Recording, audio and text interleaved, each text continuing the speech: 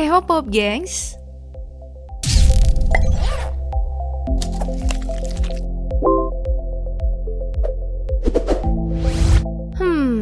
Makin meresahkan nih anak-anak pejabat zaman sekarang ya. Bapaknya enak-enak cari kerja, anak-anaknya capek-capek pamer sana sini. Kebalik ya. Yang paling viral sekarang itu ya si Mario Dandi Satrio, anak pejabat Dijen Pajak 2 Jakarta Selatan itu tuh. Di Indonesia, apa cuman Mario ya anak pejabat yang kelakuannya kayak gitu? Ada banyak loh ternyata anak pejabat yang hobinya pamer biar bisa caper, tapi kelakuannya danger.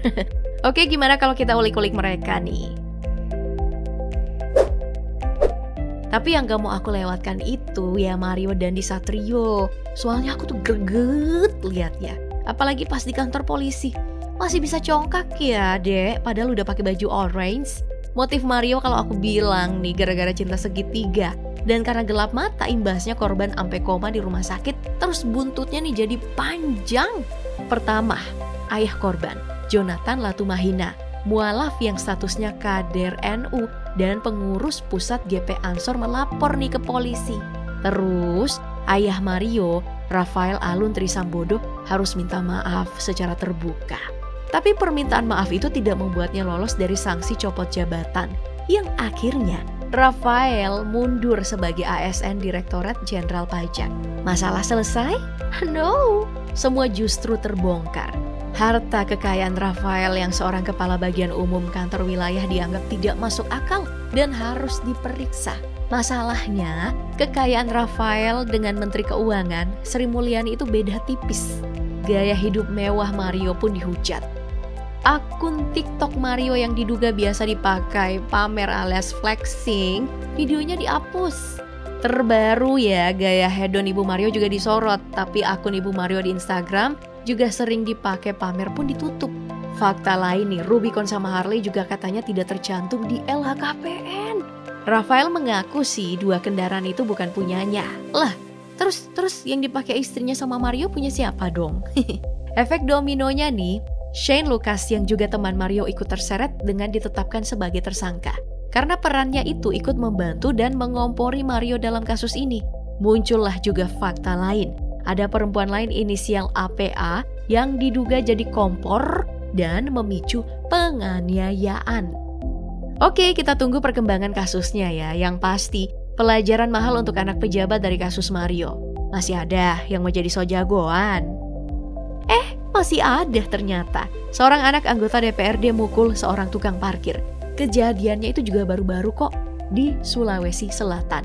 Tepatnya di Kabupaten Wajo. Perkaranya juga sepele sih, cuman gara-gara parkir. Menurut versi anak anggota DPRD Aan Saputra, si tukang parkirnya ngelarang. Terus ada kata-kata tidak pantas dari si tukang parkir. Gak terima, Aan pulang dari pesta, langsung mendatangi korban yang saat itu lagi dorong mobil mogok pelanggan toko. Tapi menurut versi tukang parkir, gak dilarang kok parkir di situ. Cuman disuruh geser, soalnya mobil anak anggota DPRD itu ngalangin titik keluar masuk toko. Gak ada juga kata-kata kasar. Petugas dishub yang ada saat itu sih melerai. Tapi laga-laganya justru membela pelaku. Nyinggung sedikit ya, ayahnya itu bernama Zainuddin Ambosaro, anggota DPRD dari fraksi Golkar. Fakta lainnya, Aan juga ternyata ketua pengurus partai Golkar di tingkat kecamatan. Zainuddin ngajak damai, tapi ditolak sama Suwardi. Dan akhirnya anak anggota DPRD ini ditetapkanlah jadi tersangka. Ada yang viral juga nih. Seorang pelajar SMA berumur 16 tahun kecelakaan naik Toyota Camry plat merah. Lokasinya itu di kota Jambi. Oke, aku sih nggak mau terlalu dalam ya soal kronologi dan yang ada di dalam mobil itu. Yang mau aku sorot nih, anak 16 tahun kok bawa mobil plat merah sih? Nah ternyata juga nih, itu kendaraan dinas pimpinan dewan di DPRD Jambi. Usut punya usut, orang tua dari pelajar yang kecelakaan pakai Toyota Camry ini menjabat sebagai kasubag rumah tangga dan aset sekretariat DPRD Provinsi Jambi. Atas insiden ini kabarnya orang tua pelaku mengundurkan diri dari jabatannya. Nah kan, anak-anak pejabat emang meresahkan orang tuanya ya. Harusnya sih bisa jaga nama baik orang tua. Ya biar kebutuhan hidup kamu juga aman kan? Atau jangan-jangan mereka anak-anak yang kurang perhatian gitu? Oke, kalian pernah dengar kasus juga nggak? Ada anak menteri yang terseret kasus hukum karena aksinya. Kejadiannya sih udah lama, tanggal 1 Januari 2013. Ya, emang udah lama, tapi kasusnya ini menarik perhatian publik saat itu.